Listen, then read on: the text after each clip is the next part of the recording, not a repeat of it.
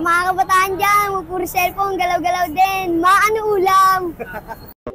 At ngayong araw nga mga kuys, napadayo nga tayo ng Quiapo. Dahil dinayo nga natin ang nag-iisang Neneng B. Na isa lang naman sa gumising sa mga kabataan. Dahil sa sinabi niya na talaga namang napakaraming mga tinamaan. O sa mga kabataan dyan, huwag kayo puro cellphone. Galaw-galaw din.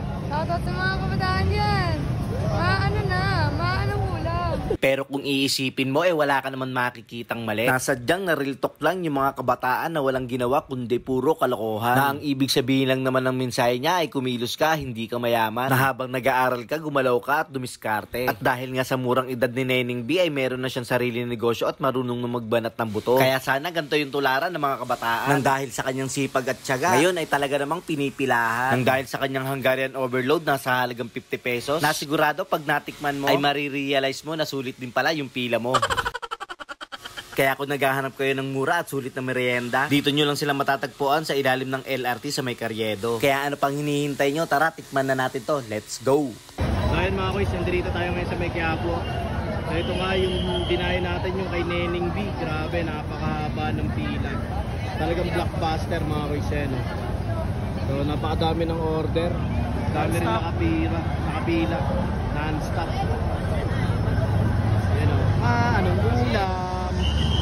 So yun nga mga kuys, napadayo nga tayo dito sa May Quiapo at dinayo nga natin yung nag-iisang Neneng B mga kuys.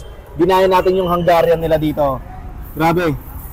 Yung pila lang naman dito, siguro mga nasa 1 oras kami nakapila. Grabe, ano? Yun naman sa likod.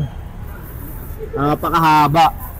So yun mga kuys, kita nyo naman, oh. Overload yung kanilang Hungarian for only 50 pesos. Tikman natin.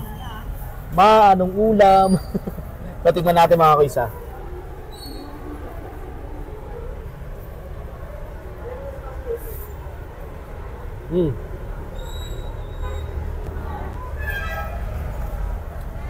Worth it yung pila mga kuys.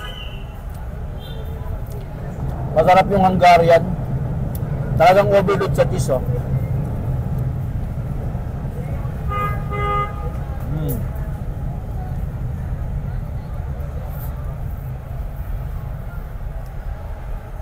Grabe. Sa 1 oras naming pila, siguro mga ilang minuto lang ubos mo na to. So, promise, walang halong biro. Kahaba ng pila sa 1 oras na pinila namin dito, worth it naman. Kasi, masarap, overload talaga. So, paano hanggang dito na lang, dahil na kayo dito, magdala lang kayo ng konting pasensya. Salamat.